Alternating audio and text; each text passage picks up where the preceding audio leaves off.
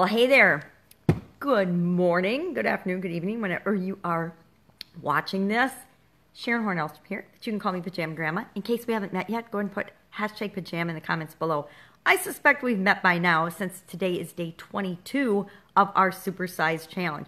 But I would like to introduce you to Pajama Grandma's favorite new bear, because she's in pajamas with a little one of her own. Now, I would like to introduce her, but she doesn't have a name. She needs a name. So I would love if you would comment below what you think this adorable little bear and her baby should be named, because all of my bears need a name. I used to always name my teddy bears, and I don't know why, but I got her and I didn't name her. Probably because I couldn't think of a cute name. But check out the slippers and the pajamas, the little baby, the cute hair bow. Name. Introduce her to me by naming her in the comments below, because I would love her to have a cute name, and I think everybody has more creative names than I do when it comes to things like naming. I named my daughter after her dad and her brother because I didn't have a name for her when I was in the hospital, and that was back in the day when you had to get out in 24 hours, and so not having a name for her, I had to make something up, so I named her after her dad and her brother, Brianna Michelle. Poor thing. It's a great name. It's perfect for her, but at the time, I didn't think that it was probably the best strategy in coming up with a name. Hey, Chad, great to see you here. Yes, time does fly. I can't believe it's day 22 already. And today, we're going to talk about what I call get out of here, get out of here. We don't need this in here anymore. And that means our next step in the process is all about outsourcing. Outsourcing. And to outsource, now we've looked at our process, we've identified it, we've optimized it, we've automated it, we've delegated what we can, the things we want to keep within our organization that are important to keep more control over. Those are things we're going to keep inside, and we're just going to delegate those to other people. Now we're going to look at what are some things that we have to do that are part of the process that we want to just go ahead and outsource. They're things, they might be critical to our operation, but we know that there's an outside entity that can actually bring their expertise, and they can do that task better than we possibly can in-house. And we don't even want to learn how to do it. I'm going to give you an example. In my Italian food business, the very first thing I outsourced was my bookkeeping, accounting, and taxes, because I hate doing those things. They are so detail-oriented. They're like ledgers and numbers and putting invoices in and out of the computer. Blah! I'd rather, watch paint dry than do those kind of activities. And I did them for a while, but as soon as I realized that growing my business meant getting people to help me with different functions, that was the very first function to go. That was the very first thing that I outsourced and got help with. And all I did was I interviewed, I think, 6 or 7 different accountants and CPAs. I picked the one that I believed could do the best job for my organization, understood where we were going, understood our growth plan, understood exactly what I needed and wanted from them, and been my accountant for, oh my gosh, how many years now? 13, 14 years I've had the same accounting firm. And one thing I will tell you, if you're outsourcing something like accounting, it's very important that you find the right party and that you form the right relationship, because once your accountant's got all your information, they've got all your information, and you need to count on them year after year as you're in business to maintain things like your amortization tables and stuff that you might not even care about or understand, but they're really important for your taxes and for your tax preparation. And they've got all those things. And I'm really glad that I haven't had to change that, but I know of horror stories of people that have had to change their accountants midstream, and it's not a fun process. So make sure when you're outsourcing that you really vet and research and do a good job picking your outsourcing vendors or partners.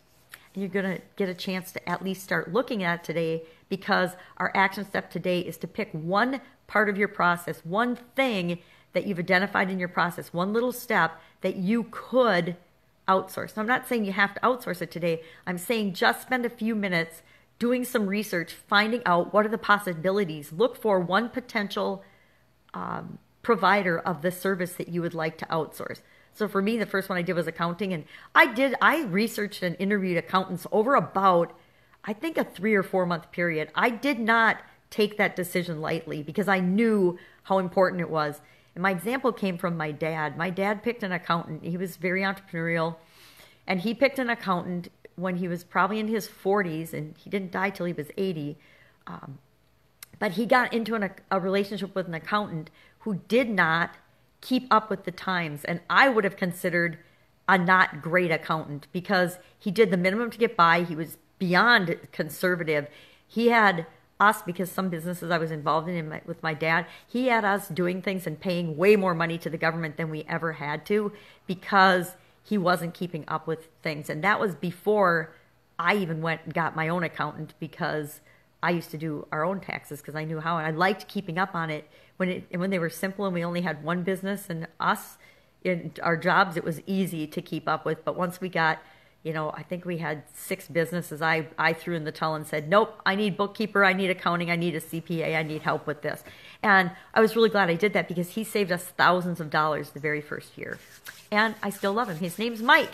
So I like him because his name's the same as my son. So he must be a great person, right? But it was a process to interview and to pick the right firm. And it's really important. It's just like when we partner up with anybody for anything. And I've had some bad business partners, and I obviously didn't pick the right marriage partner since I'm divorced. So I think it's really important that we pay attention to picking those relationships and making sure that, it's going to be a long-term relationship in many of these outsourcing situations. Some things it's not going to be, but other things it's very important. Right now I am working with several different VAs or virtual assistants to do just little pieces of tasks that I find boring, repetitive, outside my comfort zone. I know that I stink at them and that there's people that love doing the things that I hate to do, and that's their genius zone. So I want to find those people and let them do those things that they love to do because I don't want to do them anyway. And so for my action step for this activity, I am vetting and talking, and I've given some trial tasks to some virtual assistants because I want to see how well they perform certain tasks. And I'll probably form a long-term relationship with 1 or 2 of them that do the best job of performing the tasks that it is that I want to get done. And the ones I'm testing them with now are my content creation, just disseminating some of the content that I'm creating. Because, like I said, I think yesterday, I've got to do the videos. I have to do the videos myself, but I don't have to transcribe them. I don't have to edit those transcriptions. I don't have to turn them into key cards or cards of information that I can share on various social media accounts. And I don't even have to do the sharing on social media accounts. My VA can do that for me. She can share them and post them on social media accounts.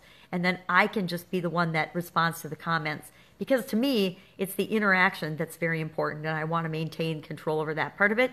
But I don't need to be the one that actually decides and determines, okay, what's the best time to post on each different social media, and then actually do that posting or schedule that posting. And I know there's firms that I can outsource that entire function to, but I don't want to. I want to have some control over those activities because they are key to who I am and presenting who I am out in the world. So today, I think I already mentioned it, but look at your process and find one thing that you could, and find one potential partner. You don't have to contact them, but I would say spend a couple minutes actually looking into them and actually finding. You can just go to Google. Google's our friend, and type in the name of the task that you want outsourced, and then type, plus the word outsourcing, or just type outsourcing and see what some of the possibilities are, because I think you'll be amazed to find out that almost anything you can imagine, we can outsource nowadays.